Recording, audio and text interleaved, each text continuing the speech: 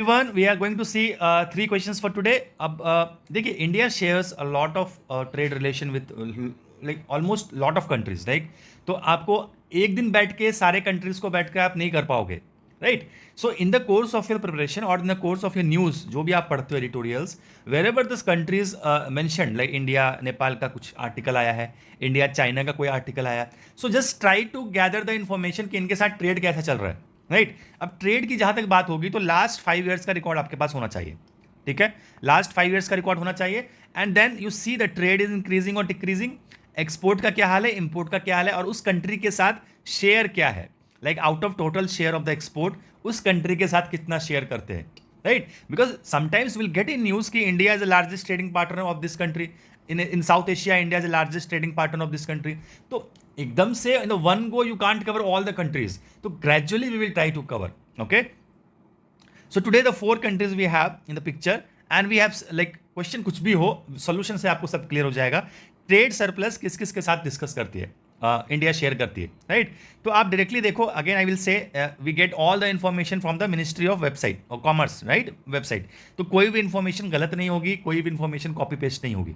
Okay, हाँ, original website से copy paste होती है. तो पहला ईरान का देख लीजिए, एक्सपोर्ट कितना कर रहे हैं देख लीजिए आप, 1 2 3 4 5 6 है, 7 डिजिट है.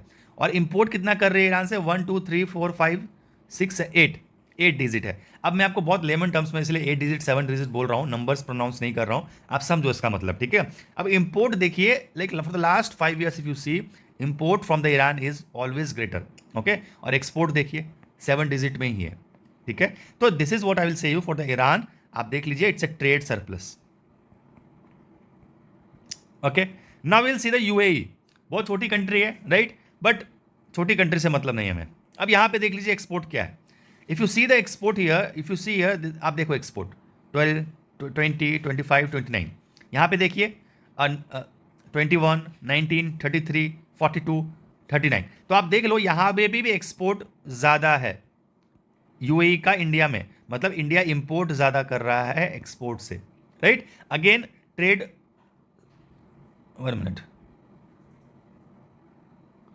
ट्रेड सरप्लस पूछा है ना मैंने. ओके, डेफिसिट आओ. As per the question is about the deficit, ठीक है? सो आप यहाँ पे देख लीजिए, it's a trade deficit. Okay, it's a question is trade deficit. बहुत कंफ्यूज मत होइए, ऐसा मत बना लीजिए चेहरा कि बहुत बड़ी बात कह दी मैंने. It's a trade deficit. मैं क्विज में भी इसको सॉल्व करेक्शन कर दूंगा. और आप देखिए यहाँ पे भी ट्रेड डेफिसिट है. अब आप देख लो यहाँ पे सऊदी अरब के साथ एक्सपोर्ट कितना कर रहे हैं, इंपोर्ट कितना कर रहे हैं, ऑलवेज ग्रेटर, इंपोर्ट ज़्यादा है. तो ट्रेड डेफिसिट देख लीजिए, इसके साथ भी है, सऊदी के साथ. ओके, इसलिए explanation from the original article दिया जाता है आपको. दैट्स वाई कि उससे आंसर में भी कोई मिसमैच है तो पता चल जाए, राइट? अब आप देख लीजिए ईरान. ईरान के साथ देख लीजिए एक्सपोर्ट कितना कर रही हैं और इंपोर्ट कितना कर रहे हैं. तो यहां पे ट्रेड सरप्लस है. सो ट्रेड सरप्लस सिर्फ एक कंट्रीज के साथ है और बाकी कंट्रीज के साथ ट्रेड डेफिसिट है. तो ये आप थोड़ा सा ध्यान देके इसको कर लीजिए. It's answer is 1 2 3 trade deficit और ट्रेड सरप्लस विथ ईरान. तो answer is 1 2 3, but the question here is deficit, surplus नहीं है. Okay, now moving to the next question. Original सब कुछ है आपके सामने, कोई टेंशन की जरूरत नहीं है. Now castor seeds. अब आपको ये wheat rice, they have started asking very less. Wheat rice इनकी बातें अब बहुत कम होने लगी है, बिकॉज अब आप देखो लास्ट ईयर भी आपको एग्जाम में नाइजर सीड्स आया था. ओके, तो उसके पहले टैमरिंड आया था and so many new crops, right? तो अभी आप थोड़ा सा एक्सप्लोर करोगे. इंडिया सिर्फ वीट राइस तक लिमिटेड नहीं है, you have to explore something beyond that. तो जैसे जैसे आपके आर्टिकल में कोई सीड्स का मेंशन होगा या फिर कोई एग्रीकल्चर क्रॉप्स किसी भी एरिया में, रीजन में, you have to know that whether what is the status of that crops in India, right?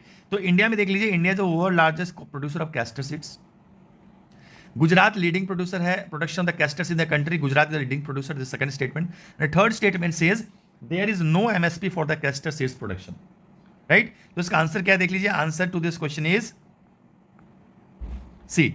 All 3 are correct statement. So I was going through this article. Castor secures income for the farmers, and I have just taken from the article. India is the world largest producer of the castor seeds, with Gujarat leading the production in the country. According to the government of India, आप देख लीजिए castor what cultivated on इतना hectare of Kutch in the and highest area under the castor cultivation in Gujarat. ठीक है, और गुजरात में भी Kutch reason जो है, समझ में आया। There is no MSP for the castor seeds, ये हमेशा डिमांड रही है फार्मर्स की, the MSP for the castor seeds should be introduced, increased and the production भी इंक्रीज होगा बढ़ने से, राइट, बट अभी तक it's not implemented, right now. तो answer to this question is all three, India is the largest producer, Gujarat is the largest producer and no MSP. Now regarding the forest right act 2006, यहां पे देखिए आप, FRA is not applicable to municipal areas. Okay, FRA is also applicable to the national parks, wildlife sanctuary tag. तो आपको बहुत confusing statement दिया गया है, यू विल 100% आप कंफ्यूज हो गए बिकॉज क्लैरिटी से तो पढ़ाई नहीं की है, right. And third statement says a provision under this act, ये एक्ट जो लिखा हुआ है, of conversion of forest village to the revenue village has been introduced, ये मेंशन्ड है वहां पे कि फॉरेस्ट विलेज को रेवेन्यू विलेज में कन्वर्ट कर देना, कन्वर्जन जो है ये एक्ट के अंदर है कि करना है, राइट। तो these three statements are there, कहां पे एप्लीकेबल है कहां पे नहीं है, and forest to revenue. Now if you see the answer to this question is B, only two. एक स्टेटमेंट कोई गलत है, तो आप पता करने की कोशिश कीजिए कौन सा एक स्टेटमेंट गलत है अकॉर्डिंग टू योर नॉलेज। तो आप देखोगे first statement is incorrect because if I have went through the ministry website, environment website, and then from the FAQs, okay, you have to, I have taken the statements from there. First statement is incorrect. Is FRA applicable in municipal areas? A plain reading of section 1(2) of FRA demonstrate that it extend to whole of India and no part is exempted from such application. आप देख लो, पढ़ोगे आपको समझ में आएगा। So first statement जो है is not applicable to municipal areas, ये गलत स्टेटमेंट, it is applicable. Okay, second statement मैंने वहां से पिक किया है, is FRA applicable to the national parks, wildlife sanctuaries and tiger reserve? Yes, FRA is applicable in all three as it is apparent from the definition of the forest land under 2D. इतना detail में नहीं जाना, आपको ये पता चल गया, it is applicable everywhere. Now it is municipal areas, national parks, wildlife sanctuaries, tiger reserve, हर जगह FRA is applicable. Okay. Third statement देख लीजिए, there is a provision for the conversion of forest village to the revenue village in 2019 as stipulated under the provision of the forest act 2006। अब देख लो, मैंने यहाँ पे provision भी paste किया है, it's a forest village into the revenue village, there is a provision under the forest act 2006। तो this is what for the today, all the three questions are important. पहले questions में trade deficit है यहाँ पर है, तो don't get kind of बहुत ज्यादा परेशान होने का जरूरत नहीं है, right, just change surplus to deficit, this is what. Tomorrow again will see the important questions, ये सीरीज चलता रहेगा आपके 2025 एग्जाम तक, ट्राई टू फॉलो, ओके। और इसका मंथली कंपाइलेशंस मैं बना के all three, like if you see in the month you will having some 80-90 questions I will give you, but this is only for the test series registered students, compilations I will give you, okay, for the test series students, right. तो ये आपके लिए एक important document तैयार हो जाएगा। तो this is for the today, rest will see tomorrow.